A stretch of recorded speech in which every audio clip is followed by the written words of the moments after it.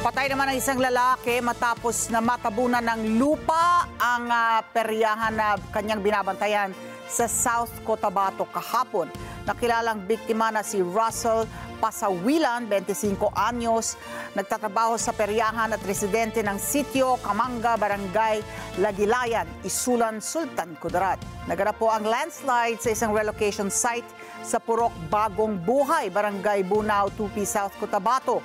At ayon sa ulat ng Municipal Disaster Risk Reduction and Management Office o MDRRMO, natutulog ang biktima sa isang pwesto ng peryahan nang biglang gumuho ang lupa at siya ay natabunan. Nadala pa ang biktima sa pagamutan, subalit binawian din ito ng buhay dahil sa tama ng kahoy at bato sa ulo.